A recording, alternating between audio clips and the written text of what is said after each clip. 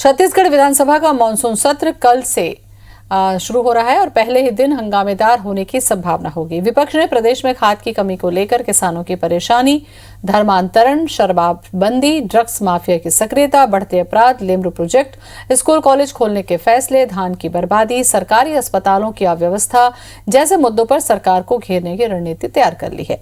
नेता प्रतिपक्ष ने कहा कि प्रदेश में रोहिंग्या के संरक्षण के मुद्दे पे भी हम सरकार को घेरते हुए उनसे सवाल करेंगे। इधर आज मुख्यमंत्री भूपेश बघेल शाम को कांग्रेस विधायकों की बैठक लेंगे। मानसून सत्र की 5 बैठकों के लिए सत्ता पक्ष और विपक्ष के द्वारा 717 प्रश्न लगाए गए। वहीं 76 ध्यानाकर्षण प्रश्न को सूचनाएं मिल चुकी हैं। सरकार 27 जुलाई को अनुपूरक बजट लाएगी। विधानसभा में बिना वैक्सीन के प्रवेश वर्जित होगा। इस बार भी मंत्रियों, विधायकों के पीएसओ का परिसर में प्रवेश वर्जित है।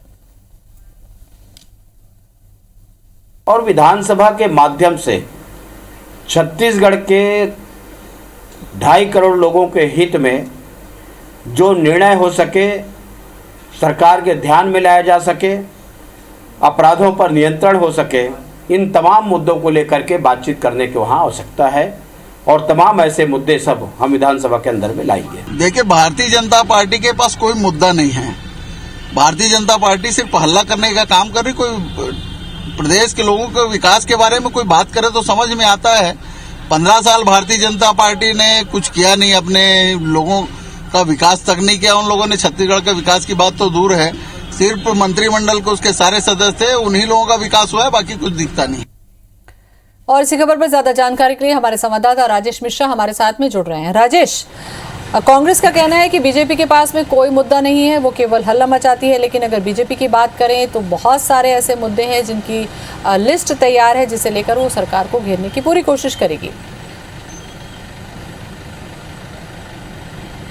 जी बिल्कुल, जिस तरह से भारतीय जनता पार्टी मतलब विपक्ष की तैयारी जिस तरह से मानसून सत्र में सरकार को घेरने की है, उससे तो बिल्कुल ये कहा जा सकता है कि छत्तीसगढ़ विधानसभा का मानसून सत्र पहले दिन से ही हंगामेदार होगा, क्योंकि भारतीय जनता पार्टी ने कई मुद्दों को तैयार करके रखा है और उन मुद्दे उठाने की जिम्मेदारी भी जो पूर्व में मंत्री रहे, जिस विभाग के रहे, उस विभाग के मंत्रियों को और विधायकों को दी गई है कि वो इस तरह के मुद्दे उठाएं और उसको लेकर वो लंबी तैयारी भी कर रहे हैं। क्योंकि विधानसभा के इस मानसून सत्र को लेकर पिछले दिन राष्ट्रीय महामंत्री आए थे दुष्यंत कुमार, उन्होंने बैठक ली थी, विधायकों की बैठक ली थी। उसके बाद एक दौर की बैठक हो चुकी है पहले, और जो कल 26 तारीख को फिर से शाम को 7 बजे सभी भारतीय जनता पार्टी के विधायक इकट्ठा होंगे और किस तरह से किन मुद्दों को किस तरह से मुद्दों को लेकर सरकार को घेरना है, उसको लेकर रणनीति यहाँ पर तैयार की जाएगी।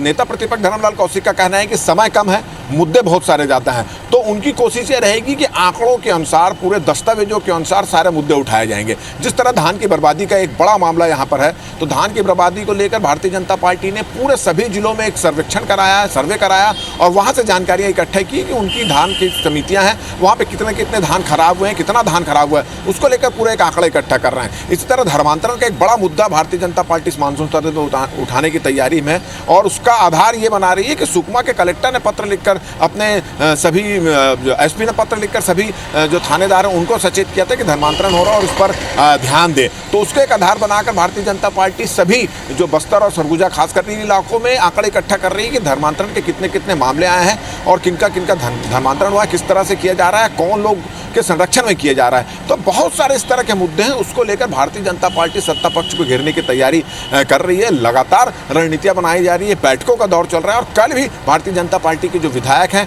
वो नेता प्रतिपक्ष के बंगले में बैठकर इसकी पूरी रणनीति तैयार करेंगे और कल से ही मामला उठ जाएगा, इस तरह से लगता है। रही बात विधानसभा की, तो विधानसभा में इस बार सत्ता पक्ष और विधायकों सभी लोगों ने मिलकर लगभग 717 प्रश्न लगाए हैं और 76 करीब ध्यानाकर्षण की सूचनाएं लगाई गई हैं। और अगर हम बात करें तो इस बजट सत्र में, इस सत्र में अनुपूरक बजट भी लाया जाएगा और 27 तारीख को अनुपूरक बजट लाने की तैयारी सरकार कर रही है। तो जहां विपक्ष के लोग सरकार को घेरने के लिए रणनीति बना रहे हैं, तैयारियां कर रहे हैं, बाकायदा दस्तावेज और प्रमाण के साथ घेरने की तैयारी कर रहे हैं, वही कांग्रेस ने भी विपक्ष के सवालों का जवाब देने के लिए तैयारी कर ली और उसको लेकर भी आज शाम को 7 बजे मुख्यमंत्री भूपेश बघेल सभी कांग्रेस के विधायकों की अपने निवास में बैठक रहने वाले हैं। तो हालांकि विपक्ष ने राजेश अपनी पूरी तैयारी कर रखी है कि वो कोई भी मौका चूकना नहीं चाहेगी जब मानसून सत्र होगा सरकार को घेरने की। शुक्रिया आपका जानकारी के लिए।